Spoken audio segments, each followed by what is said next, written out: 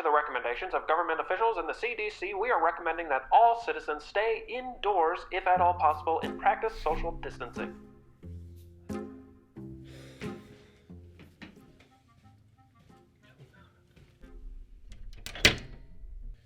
All right, I think I'm ready for this quarantine. I've got enough food, enough water, enough games to play. I think I've got 980 rolls of toilet paper. I think I'm ready to go. I think this could actually be a good thing.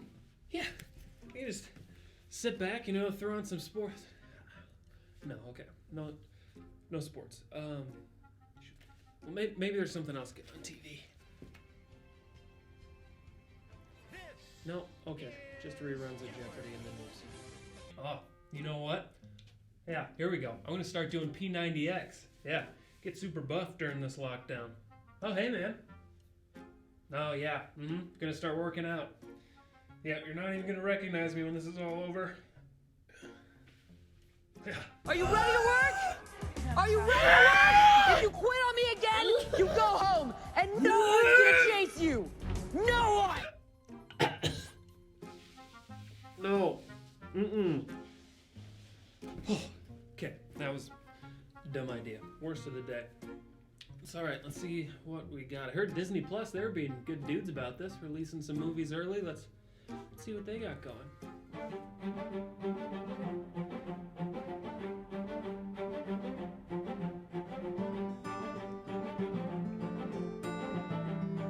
No! Anna! Just turn around. Kristoff's just trying to propose to you. Go to him.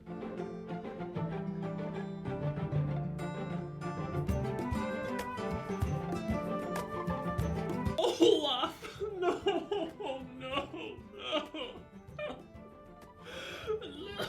Why? Ow. Yeah, no, we're good. Okay, I've watched everything that Disney has ever made or owned. What do I do now?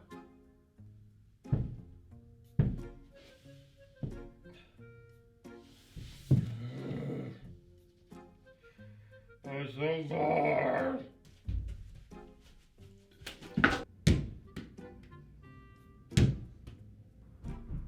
Stop that.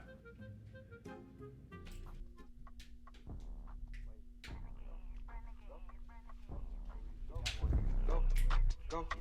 No, Mom, get out! Stop! Just let me dance on my own.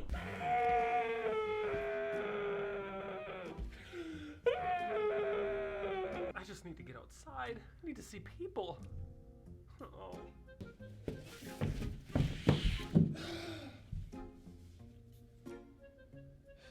I don't care that it's only been one day.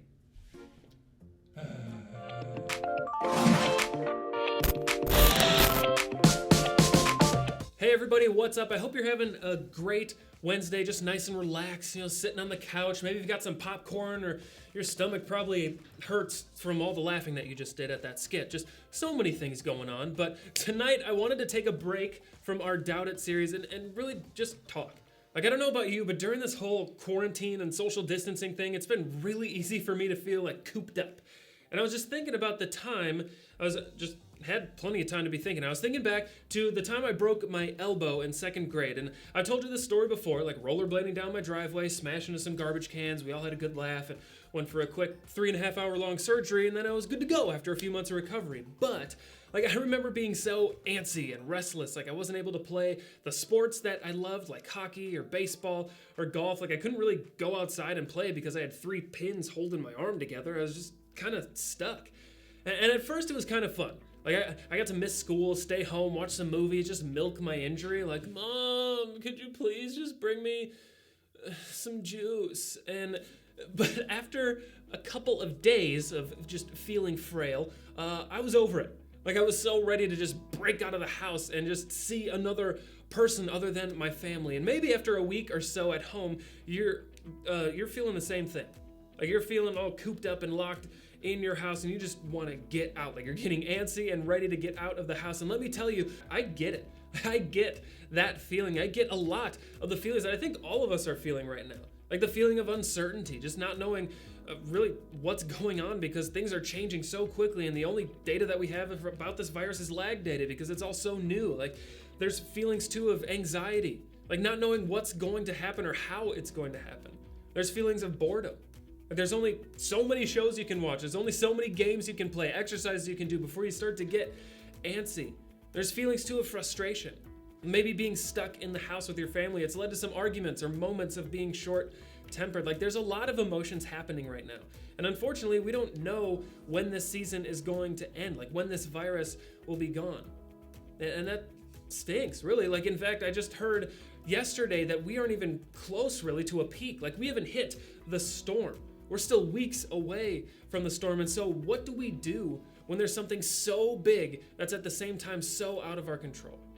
Well, I think the easy answer, really the truthful answer, is to remember that we have an even bigger God. Like, God is no less real or no less present or no less loving because of the coronavirus. Like, God is good and he is here. And so I think it's important for us to remember that. Like, to take some time while we're at home to really dig into his word and learn about who he is and who he made us to be. But I get it.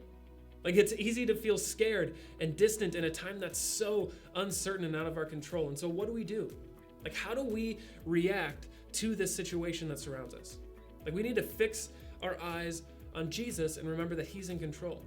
Like, he hasn't forgot about you, and he loves you. Like, I was reading in Philippians today in chapter 4, verse 8, and it says this: "Finally, brothers and sisters, whatever is true, whatever is noble, whatever is right, whatever is pure, whatever is lovely, whatever is admirable, if anything is excellent or praiseworthy, think about these things." Think about these things. Like, it's so easy to get distracted by the craziness around us and hold on to those feelings of fear and anxiety. Like, it's so easy to try to numb our brain by playing video games or watching Netflix and trying to just distract ourselves. Like, it's so easy to focus only on how we're feeling and being affected and forget about how the world around us is being affected. But what if instead of dwelling on fear, uncertainty, anxiety, distraction, boredom, and ourselves, we spent our time dwelling on the things Paul talked about in this verse I just read? Things that are true, noble, right, pure, lovely, admirable, anything that is excellent or praiseworthy. Like, if we started focusing and dwelling on those things, how would your days change? Like, what if instead of thinking about all of the things that you wish you could be doing or wish you had to make your day better, you thought about the things that you can be doing to make someone else's day better? And maybe it's a text of encouragement, writing someone a letter, like, don't act like you don't have time. Or how would your days change if you thought about these things? Like, I was listening to a sermon this week by Andy Stanley, and he said this, and it really stuck out to me. He said, when the story of COVID-19 is just a story we tell, let's make sure our stories are worth telling. Let's make sure our stories are stories worth telling.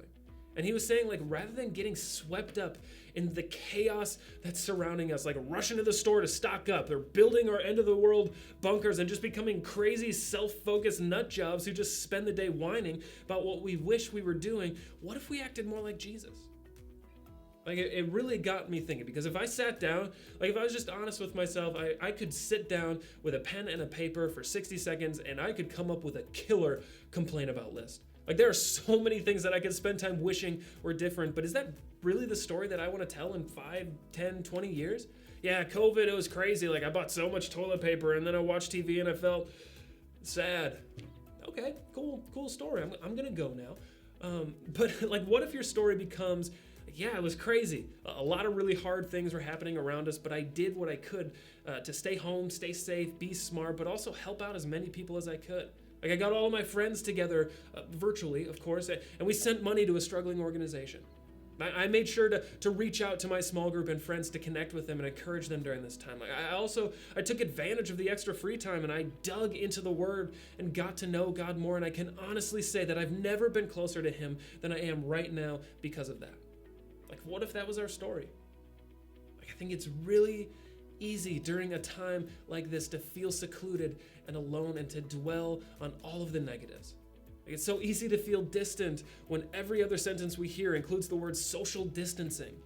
But while that's a good and necessary thing physically, I think it's an awful thing socially. Like, we need physical distancing, yes, but not social distancing. Like, this is a time where we need more than ever social connection. And so how can we do that in a world that has gone virtual?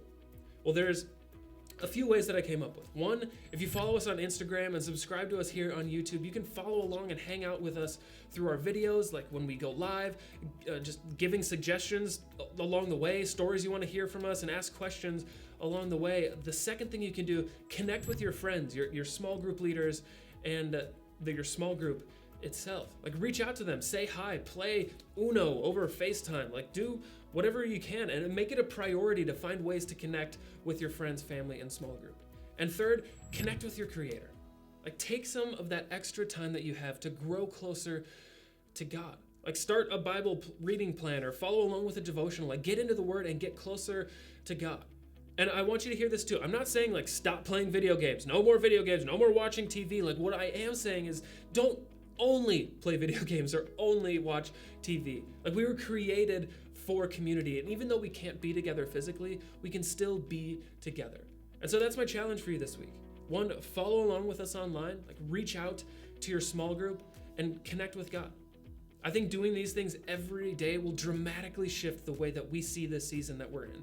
Like, it'll help us dwell on things that are excellent and praiseworthy, and help us write a story that is worth telling when this is all over. Hey everybody, I'm so glad that you were able to check us out on Wednesday night online tonight. I know it's different and new, and we're still trying to figure it all out, but I'm so glad that you're here. I want to let you know about a couple of new things that we're launching this week. First is the Revive Des Moines podcast. So be sure to check it out everywhere that you can find podcasts, everywhere the podcasts live. You can find it there, and then you can also find it right here on YouTube. We'll be posting the video recording of the podcast here as well. And we also brought the vlog back. So once a week, I'll be posting a fun video for us to just watch together.